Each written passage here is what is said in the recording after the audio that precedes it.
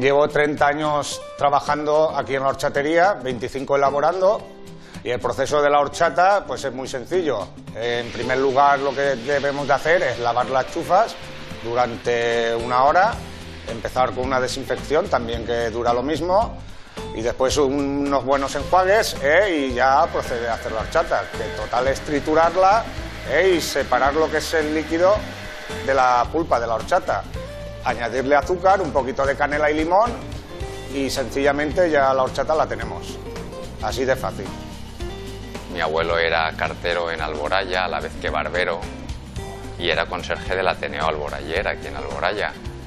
Bueno, y allí el hombre empezó a elaborar horchata, cosa que se hacía en Alboraya normalmente todo el mundo en su casa, los domingos la paella y la horchata, pues se hacía todo el mundo en casa, pero él empezó a ver la versión comercial del producto. Ilustres visitantes hemos tenido a lo largo de la trayectoria de la horchatería, pero bueno, un poco por encima de todos, Salvador Dalí, Rafael Alberti, el maestro Rodrigo, que era un asiduo de venir a tomar horchata. Pero bueno, la visita de Salvador Dalí marcó un punto de inflexión, pues aparece un Rolls Royce. Yo recuerdo, yo era pequeñito, estaba por allí jugando en la calle, no me dejaron entrar, se quedó el Rolls Royce en la puerta y bueno, luego me enteré que fue la visita de Salvador Dalí, bueno, a un momento, bueno, espectacular. Y la horchata también se puede hacer en casa. Necesitamos 250 gramos de chufa hidratada, que tendremos 24 horas a remojo, 1 litro de agua bien fresquita y 125 gramos de azúcar. Tiene numerosos beneficios, pero sí que es verdad que en muchas ocasiones lo que hemos hecho ha sido un uso excesivo de la cantidad de azúcar, ¿no? Porque lo que hay que hacer es que nos hemos acostumbrado a tomar demasiada cantidad de azúcar para potenciar el sabor dulce de las cosas, y lo que tenemos que hacer es aprender a consumir los productos con el sabor que tienen originalmente. La chufa es un producto que tiene un sabor espectacular ya de por sí, solamente con el sabor a chufa. Entonces lo que deberíamos estar ahora trabajando en la industria alimentaria es tratar de reajustar las cantidades de azúcares que se necesitan realmente para cada uno de los productos. Y el azúcar, los 125 gramos para 250 gramos de chufa y 1 litro de agua. Removemos bien. Está muy buena. Muy natural. Ahora pues, el sector se está moviendo al respecto y está buscando alternativas, está buscando una modificación de esa reglamentación que permita rebajar los niveles de azúcares y sustituirlo con edulcorantes.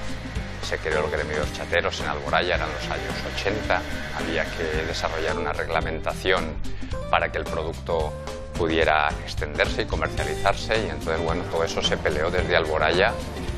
Y bueno, y de eso yo creo que viene un poco el tema de la cuna de Alboraya, que sea la cuna de la horchata.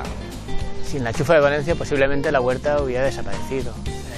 Actualmente pues es una de las pocas alternativas viables que existen. Se combina con otros cultivos como la patata o la cebolla, pero digamos por la uniformidad en los últimos años en el precio, se ha convertido en eso, en esa alternativa viable que tiene el productor de la huerta y que, bueno, que le hacen apostar por nuestro producto. Entonces también la plantamos por eso, pues porque tiene más rentabilidad que otros productos que están manejados por otras superficies o por otros nombres que nos llevan un poco pues a que la huerta sea más ruinosa. La chufa se cultiva en 19 términos municipales de la comarca valenciana del Horta Nord, y eso no es por casualidad, sino porque aquí se dan unas condiciones que la convierten en la única zona de Europa donde se cultiva. Climáticas, pero sobre todo de suelo. Son terrenos muy arenosos que hacen que la chufa tenga la calidad que tiene la chufa valenciana y que la distingue de chufas de otras procedencias. La huerta de Alboraya y los agricultores han sabido desarrollar y evolucionar, y está demostrado que aparte de que tiene mucha más calidad, pues mantenemos el entorno, mantenemos la huerta, o sea, es un producto que ayuda a la comarca en todos los sentidos.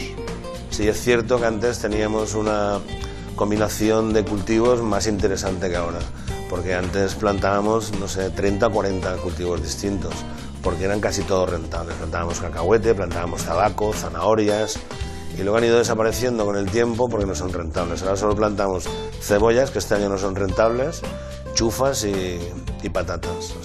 Cuando uno tiene metido en la cabeza el tema de la horchata, pues lo que hablábamos, cualquier cosa que realmente ves, dices, bueno, ¿y esto lo podría yo llevármelo a mi terreno y tratarlo con horchata, a ver cómo funciona? Un montón de cosas que vienen de la harina de chufa, ¿ves? Aquí hemos hecho un bizcocho de chufa y elaboramos una corona que está hecha con mazapán también de chufa. Luego las galletitas, esto también es nuevo este año, y están hechas con harina de trigo sarraceno, ecológica, y harina de chufa también. Y el turrón para Navidad, que está hecho también con harina de chufa, y hemos hecho 3 variedades, chocolate, guirlache y de chufa tostada. Y nuestra estrella, que es la tartaleta de crema de horchata. Los fartons de siempre y los Danielets, vamos, míticos.